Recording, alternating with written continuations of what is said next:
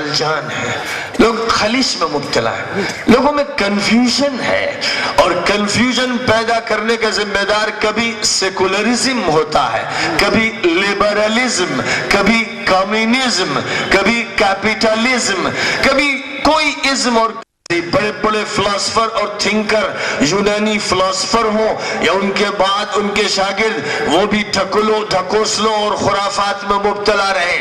انہوں نے کبھی افلاک کو خدا کا درجہ دیا، کبھی عقلوں کی بہت سی قسمیں بیان کی، اور ان میں اپنی فلسفی ساری کی ساری مبذول کر کے رکھ دی۔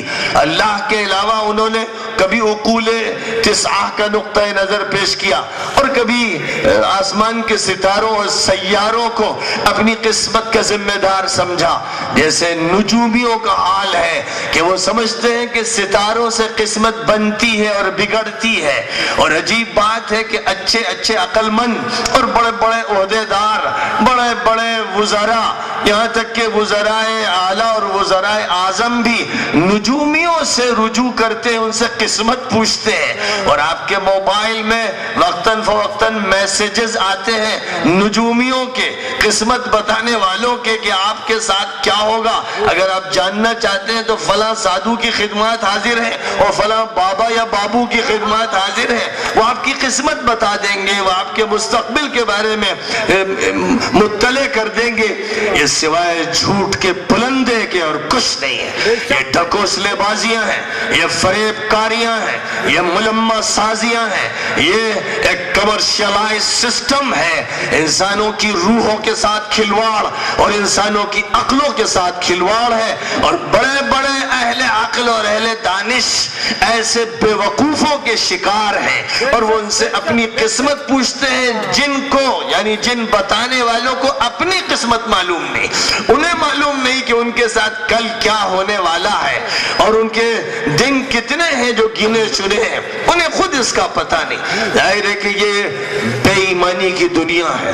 تو ایک تو بے ایمانی کی وہ دنیا ہے جو اللہ کو پہچانتی نہیں، جو اللہ کی معرفت نہیں رکھتی، جو ایشور کو نہیں جانتی، جو لارڈ اور گاڈ کو فراموش کر چکی ہے۔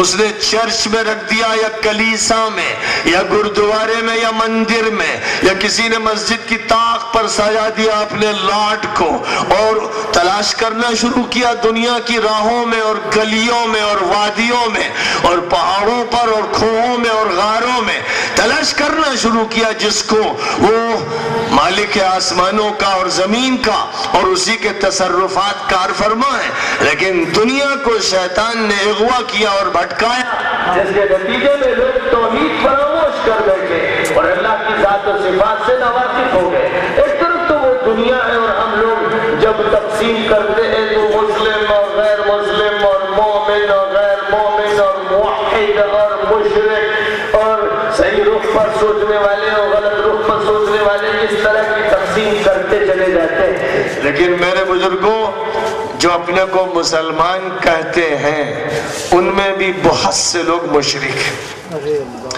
جو اپنے کو مسلمان کہتے ہیں وہ اللہ کو اس حیثیت سے مانتے ہیں کہ اس کے لیے نمازیں پڑھی جانی چاہیے، روزہ رکھا جانا چاہیے، اس کے لیے حج کرنا چاہیے، اور اس کے کلام کی تلاوت کرنی چاہیے، اور اس کے نام پر زکوٰۃ دے دینا چاہیے۔ بہت سے لوگ ہیں جو اتنا سمجھتے ہیں، لیکن اسی کی صفات اور ان صفات کے تقاضوں کی بنیاد پر ہمارا ایجوکیشنل سسٹم ہونا چاہیے، اکانومک سسٹم ہونا چاہیے، سوشل سسٹم ہونا چاہیے، پولیٹیکل سسٹم ہونا چاہیے، ہماری پوری زندگی کا نظام اسی سے جڑا ہوا ہونا چاہیے۔ اکثر مسلمان بھی نہیں سمجھتے۔ اگر ان کے ذہن میں اس کا مبہم اور مدھم سا عقیدہ ہے بھی تو اس کی کوئی عملی شکل ان کے سامنے آتی نہیں ہے۔ اور جس طرح دنیا کی دوسری قومیں گمراہ ہوئیں اور انہوں نے اللہ کے ساتھ پوجا پاٹ کی بعض رسمیں مخصوص کر دی اور باقی زندگی کو اس سے بالکل آزاد کر دیا، سنڈے میں کلیسا میں گرجا میں حاضر ہو گئے اور بقیہ ہفتے کے دن ان کے اپنے پرائیویٹ ہیں، جس طرح چاہیں ان کا استعمال کریں. کیا مسلمانوں نے جمعے کے ساتھ یہی حشر نہیں کیا؟ کیا مسلمانوں نے قرآن پاک کے ساتھ یہی حشر نہیں کیا کہ جس طرح کبھی کبھار کسی عبادت خانے میں بائبل پڑھ لی جائے، اولڈ ٹیسٹامنٹ یا نیو ٹیسٹامنٹ کا چیپٹر پڑھ لیا جائے، یا وید یا گیتا کے کچھ اشلوک پڑھ لیے جائیں، یا کسی بھی مذہبی کتاب کو کسی وقت تقدس کے ساتھ اور ثواب کی نیت سے زبان سے ادا کر دیا جائے؟ اس سے زیادہ اور کیا باقی ہے؟ کیا اللہ کا نظام یورپ میں ہے؟ اگرچہ عیسیٰ اسی لیے آئے تھے. کیا اللہ کا نظام اسرائیل میں ہے؟ اگرچہ موسیٰ اسی کے لیے آئے تھے. کیا اللہ کا نظام اس ہندوستان میں ہے؟ اگرچہ دعوت اس ملک کے صوفیوں، سنتوں اور رہبروں اور بصیرت رکھنے والے انسانوں کی یہی تھی، لیکن ایسا کیا واقعہ ہے؟ سچی بات یہ ہے کہ یہ واقعہ نہیں.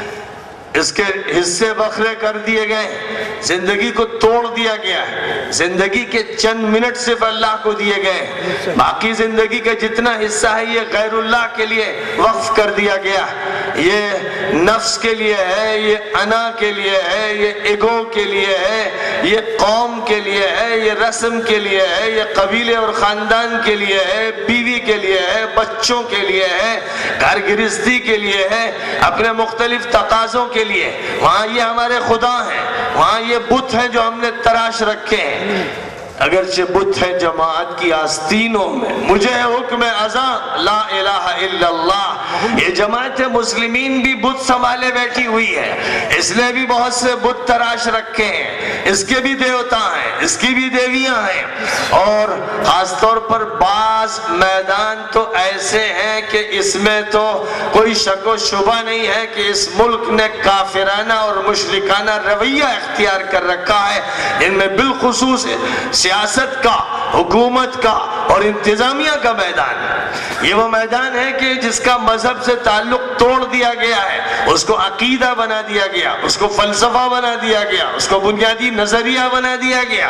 اور ظاہر ہے کہ اس کے جو نتائج دنیا میں نکلے ہیں، یورپ میں اسی کے نتیجے میں ایک جنگ عظیم ہوئی، پھر دوسری جنگ عظیم ہوئی، اور ملینوں کروڑوں انسان ذبح کیے گئے، ان کے چتھڑے اڑائے گئے، شہروں کے شہر ویران کر دیے گئے.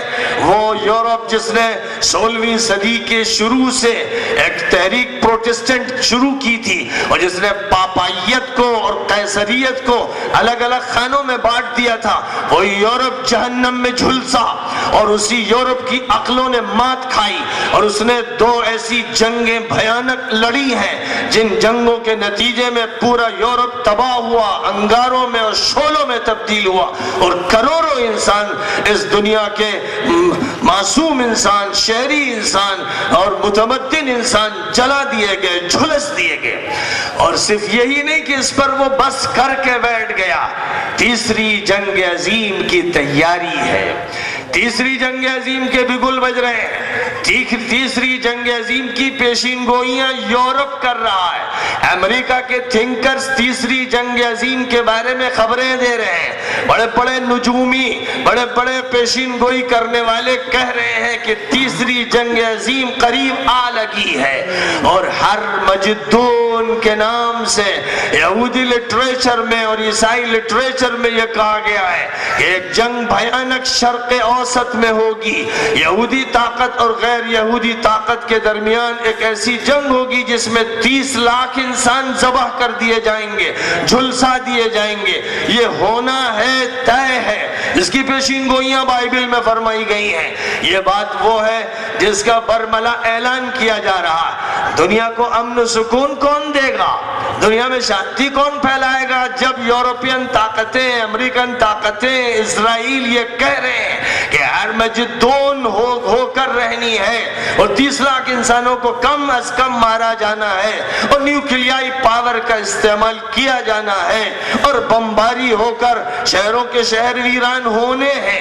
ذہن اس کے لیے تیار کیے جا رہے ہیں، اس لیے کہ جس طرح ذہن تیار کیے جا رہے ہیں ویسے ہی ٹیکنالوجی نے اس کی تیاریاں کر رکھی ہیں اور دنیا میں اتنے بم بنا رکھے ہیں کہ بار بار پوری دنیا تباہ کی جائے تو اس کا انتظام آج یورپین طاقتوں اور امریکہ اور روس کے پاس ہے۔ وہ بار بار دنیا کو تباہ کر سکتے ہیں، ان کے پاس وہ انتظامات ہیں۔ یہ وہ صورتحال ہے جس سے صاف ظاہر ہے کہ شیطان کا دنیا پر غلبہ ہو چکا ہے۔ اس سے صاف ظاہر ہے کہ ابلیس نے پنجے گڑو دیے ہیں۔ اس سے صاف ظاہر ہے کہ طاغوتی طاقتوں نے یلغار کر کے اس دنیا پر قبضہ کر لیا ہے اور اس میں کوئی شک و شبہ نہیں ہے کہ لیگ آف نیشنز بھی انہی طاغوتی طاقتوں کی ایک تنظیم کا نام تھا اور یونائٹڈ نیشنز بھی انہی طاغوتی طاقتوں کے ایک مجموعے کا، ایک جھمگھٹے کا، ایک گروہ کا، ایک ٹولے کا نام ہے جس نے پوری دنیا کو اغوا کر لیا ہے اور پوری دنیا پر 5 ویٹو پاور کی طاقتوں کو مسلط کیا ہے جو جب چاہیں ظلم کا ساتھ دیں، جو جب چاہیں مظلوم کو سسکتا رہنے دیں، جو جب چاہیں ظالموں کی صف پہ کھڑے ہو جائیں۔ سب جانتے ہیں کہ 1948 سے 2013 تک اور اب 2014 میں ہم داخل ہو گئے ہیں، جتنی تجویزیں اسرائیل کے ظلم کے خلاف پاس کی گئیں ان کو امریکہ نے ویٹو پاور استعمال کر کے روک دیا۔ اس نے کبھی اسرائیل کے مظالم پر پابندی نہیں لگانے دی۔ یونائٹڈ نیشن میں کھلواڑ کے لیے، تماشے بازی کے لیے، مداری کے مظاہروں کے لیے دنیا کی قوموں کے نمائندے جمع ہوتے رہے اور تجویزیں پاس ہوتی رہیں کہ تم اپنی تسلی کا سامان کرتے رہو لیکن کسی تجویز پر عمل نہیں کیا جائے گا۔ ایک طرف 1948 سے 2013 کی یہ کہانی ہے اور دوسری طرف جھوٹی بنیادوں پر جھوٹے پروپیگنڈے کو کرنے کے بعد عراق پر بغیر اس انتظار کے کہ دنیا کا اتفاق ہو بمباری کی وہ بارش ہوتی ہے جس سے پورے ملک کو تہس نہس کر دیا جاتا ہے اور 10 لاکھ انسانوں کو شہید کیا جاتا ہے جن میں بچے بے شمار ہیں، عورتیں ہیں، بوڑھے ہیں، نمازی ہیں، زاہد ہیں، مرتاد ہیں جن کا جنگ سے کچھ لینا دینا نہیں، ان سب کو جھلسا دیا گیا، تڑپا دیا گیا، تباہ کر دیا گیا، پورے ملک کو تہس نہس کر دیا گیا۔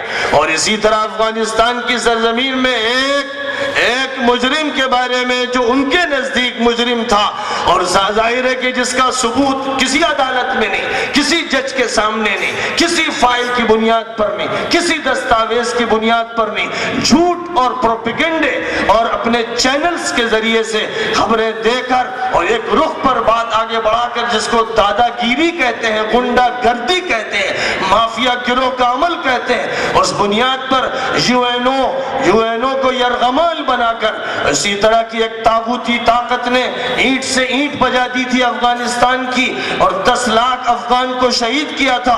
اس سے پہلے روس نے 15 لاکھ افغانیوں کو شہید کیا اور 15 سال تک وہ جنگ چلائی گئی جس میں ظاہر ہے کہ افغانستان کا کوئی مجرم نہیں تھا، مجرم روس کا ٹولہ تھا جس نے ایک ملک پر قبضہ کیا اور اس ملک کو جہنم زار بنایا۔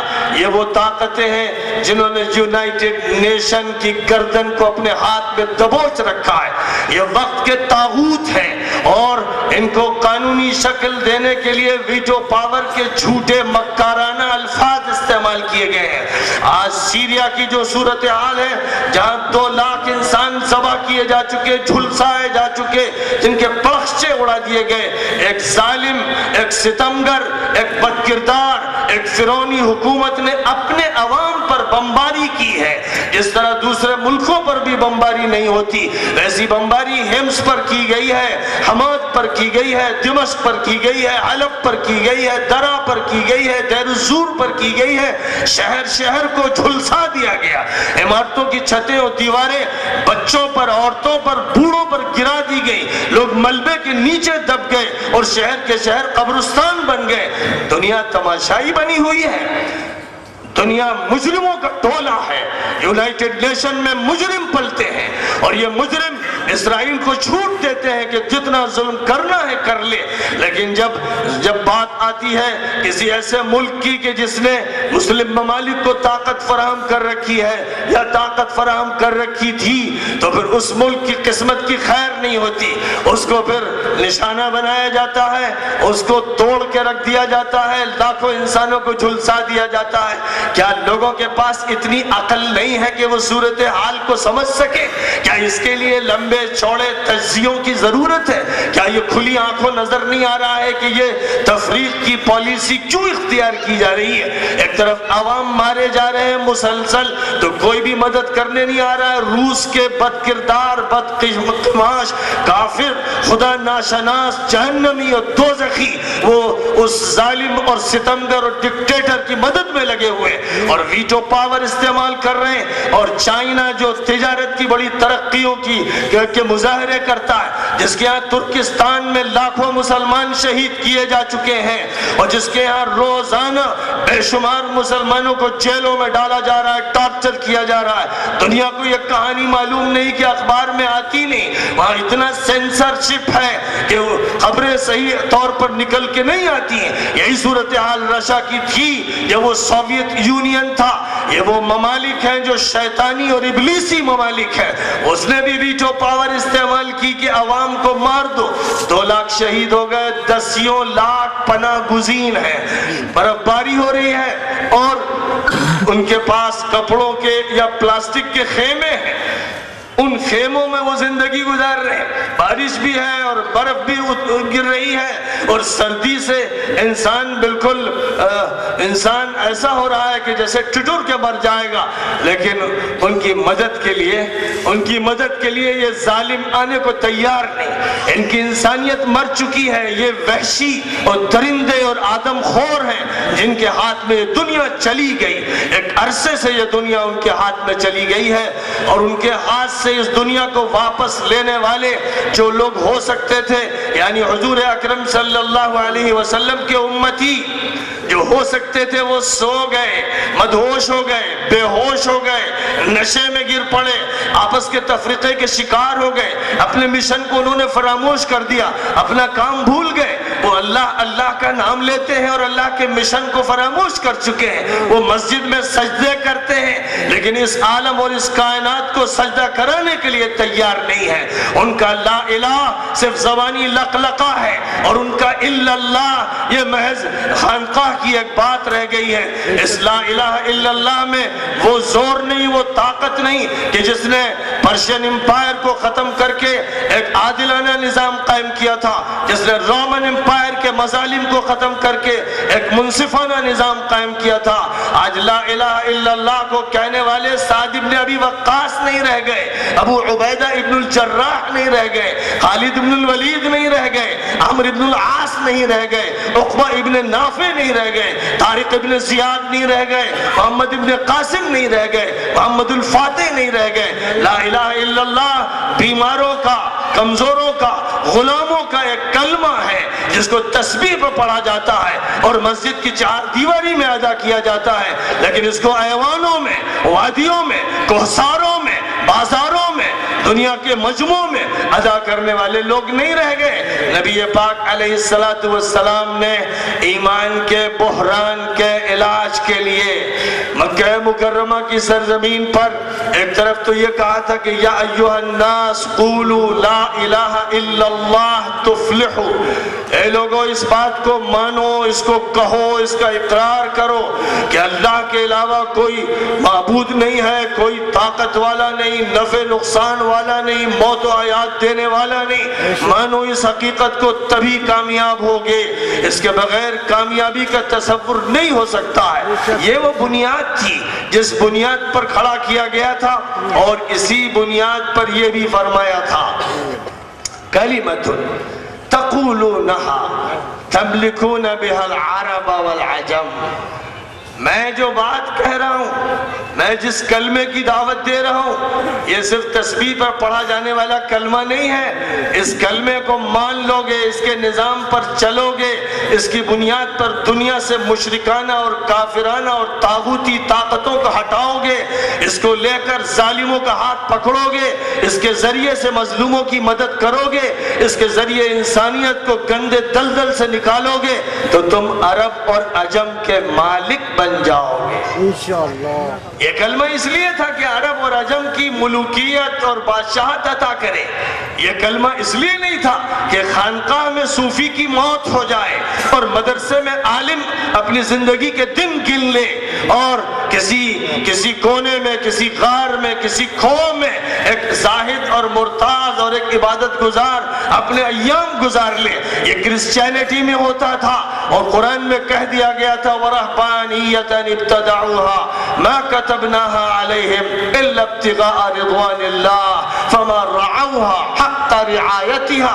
یہ رہبانیت، یہ ترک دنیا، یہ غاروں اور کھوہوں میں اللہ کے نعرے اور او لارڈ اور او گاڈ کے زمزمے، یہ وہ رہبانیت ہے جو انہوں نے پیدا کر لی عیسائیوں نے، کرسچنز نے۔